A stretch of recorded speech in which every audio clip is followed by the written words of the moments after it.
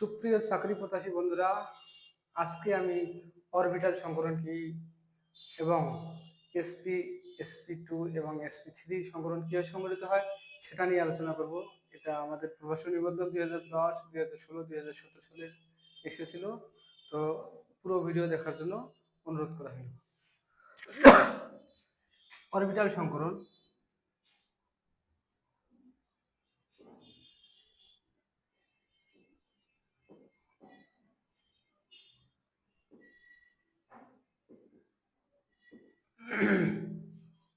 Orbital সংকরণ হলো দুই বা ততোধিক ভিন্ন ভিন্ন অরবিটাল পরস্পরের সাথে মিশ্রিত হয়ে যদি সমান সংখ্যক ও সমগুণ সম্পূর্ণ নতুন অরবিটাল তৈরি হয়, তাহলে সেই সংকর অরবিটালকে অরবিটাল সংকরণ বলে।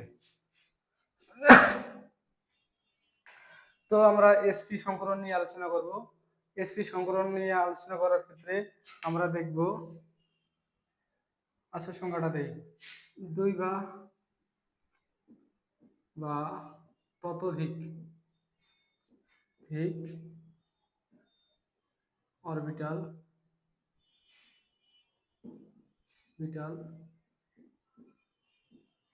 পরস্পরের সাথে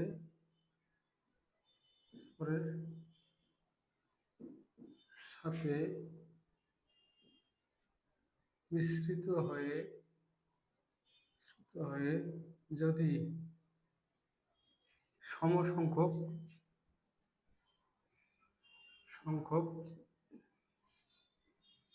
ও সমগুণ সম্পূর্ণ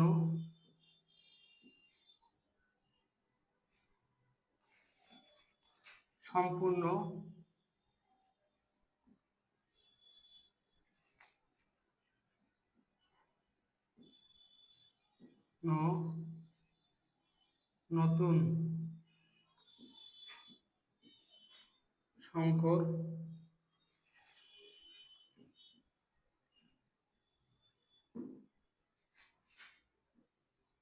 অরবিটাল তৈরি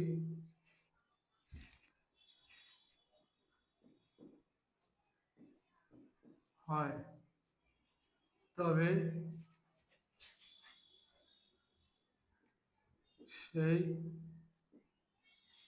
নতুন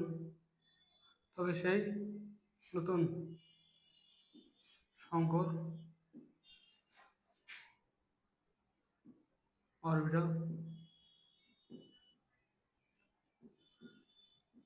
তৈরি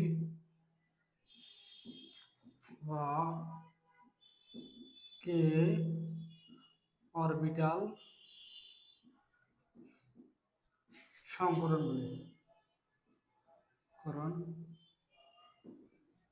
বলে। এখন আমরা SP সংকরণ কিভাবে সংগঠিত হয় সেটা নিয়ে আলোচনা করব। তো SP সংকরণ সংগঠিত হওয়ার ক্ষেত্রে আমরা কিভাবে দেখি। SP সংকরণ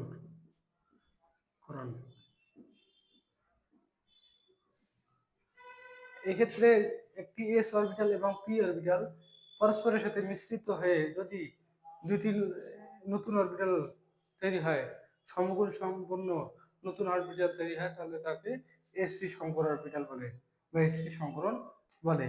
তো আমরা দেখব এটি উদাহরণের মাধ্যমে।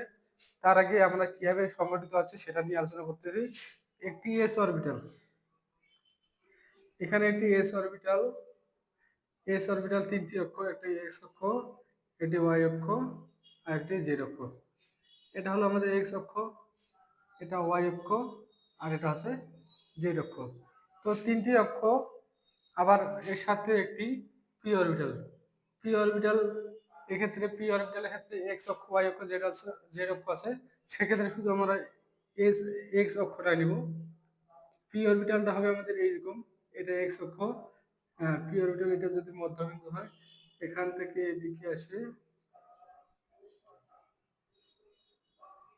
এটা হলো P অরবিটাল। P অরবিটাল আমাদের X অক্ষ আছে, Y অক্ষ আছে এবং Z অক্ষ আছে।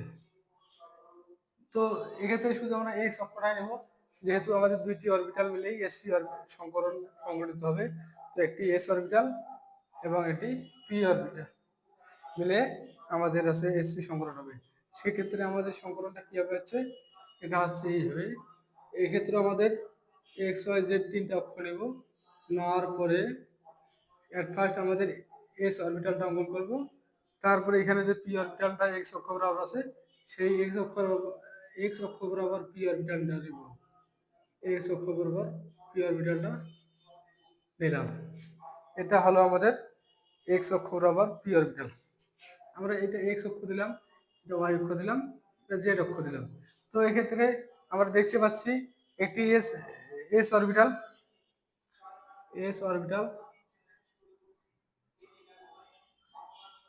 বিটাল একটি পি অরবিটাল অরবিটাল বিটাল একটি এস অরবিটাল একটি পি অরবিটাল দুটা মিলে একসাথে সংকরণ ঘটবে। তো এক্ষেত্রে প্রথমে আমরা তিনটে অক্ষ নেব, এক্স অক্ষ, ওয়াই অক্ষ, জেড অক্ষ। তো এস অরবিটালটা তো গোলাকার, তো সেক্ষেত্রে গোলাকার নিলাম। তারপরে পি অরবিটালটা আমরা শুধু এক্স অক্ষ বরাবর নেব। শুধু এক্স অক্ষ বরাবর নেওয়ার ফলে এটা আমাদের এটা এরকম হলো। তো একসাথে আমরা এস এবং পি অরবিটাল পাচ্ছি। তো এটা আবার যখন সংকরণ ঘটে গেল তখন হবে এরকম। এটা হচ্ছে আমাদের পি অক্ষ, এক্স অক্ষ বরাবর পি অরবিটাল, তার সাথে আমাদের আরেকটা অরবিটাল হচ্ছে এস অরবিটাল, এই হবে ছোট হবে। তো এটা হলো আমাদের এসপি এসপি সংকরণ সংকরণ করণ। আমাদের একটি এস অরবিটাল একটি পি অরবিটাল মিলে এসপি সংকর হবে। তারপরে এসপি সংকরটা আমাদের এসপি সংকরণে পরিণত হবে। তো এক্ষেত্রে আমরা দেখতে পাচ্ছি যে আমাদের এসপি সংকরণ কিভাবে সংগঠিত হলে সেটা দেখতে পারলাম। তো আমাদের এসপি সংকরণ দিয়ে যদি আমরা উদাহরণ নিয়ে আসি, সেক্ষেত্রে হচ্ছে দেখো কি হচ্ছে, আমাদের আছে একটা উদাহরণ নিব, বেরিলিয়াম ডাইফ্লোরাইড। বেরিলিয়াম ডাইফ্লোরাইড এর একটা উদাহরণ দিয়ে আমরা এসপি সংকরণটা ব্যাখ্যা করতে পারি। তো এসপি সংকরণের ক্ষেত্রে বেরিলিয়ামের পারমাণবিক সংখ্যা হচ্ছে আমাদের 4। ইলেকট্রন বিন্যাস করবো, ইলেকট্রন বিন্যাস বেরিলিয়াম পারমাণবিক সংখ্যা আছে 4। ইলেকট্রন বিন্যাস করে দেখবো 1s2 2s2, প্রথমে 2s1 দিলাম, আচ্ছা 2s2 দিলাম। এটা আছে উত্তেজিত অবস্থায়, উত্তেজিত অবস্থায় 4, উত্তেজিত অবস্থায় আছে 1s2, ঠিক আছে। তো এখানে 2s এস থেকে একটা ইলেকট্রন পরের অরবিটালে যাবে। তো 2s1 এবং 2px1। এক্ষেত্রে আমাদের বেরিলিয়ামের একটা এস অরবিটাল একটা পি অরবিটাল মিলে এসপি সংকরণ সংঘটিত হবে, সেটা হবে এরকম। আবার এই এসপি সংকরণের সাথে যদি বেরিলিয়াম ডাইফ্লোরাইডের যদি যৌগ গঠন করে, সেক্ষেত্রে ফ্লোরিনের ইলেকট্রন বিন্যাস করে দেখি। আমরা যদি ফ্লোরিনের পারমাণবিক সংখ্যা 9, তো সেক্ষেত্রে ইলেকট্রন বিন্যাস করে দেখি 1s2 2s2 2p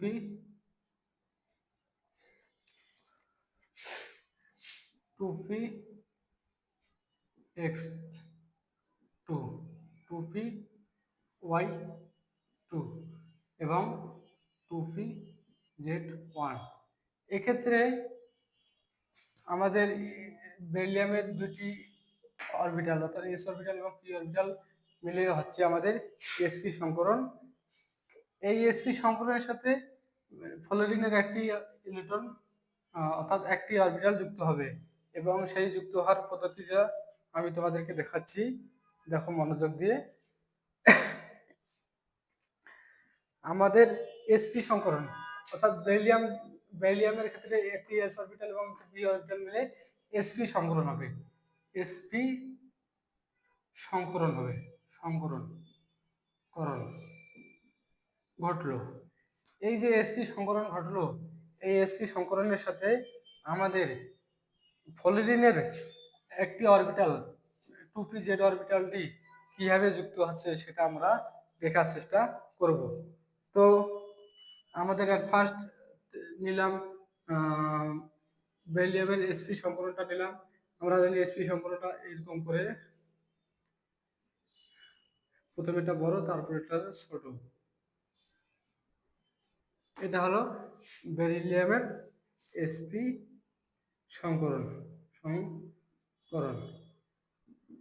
তো এই এসপি সংকরণের সাথে বেরিলিয়ামের এসপি সংকরণ, বেরিলিয়াম বেরিলিয়াম এর এসপি সংকরণ, এই বেরিলিয়ামের এসপি সংকরণের সাথে আমাদের ফ্লোরিনের একটি 2p-z অরবিটাল, একটি না দুইটি, দুই পাশে দুটি 2p-z অরবিটাল মিশ্রিত হবে।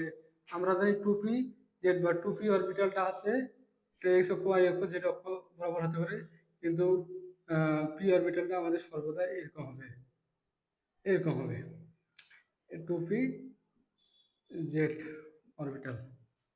আবার এদিকে একটা আমরা দেব, এটা এরকম দিলে ভালো হবে।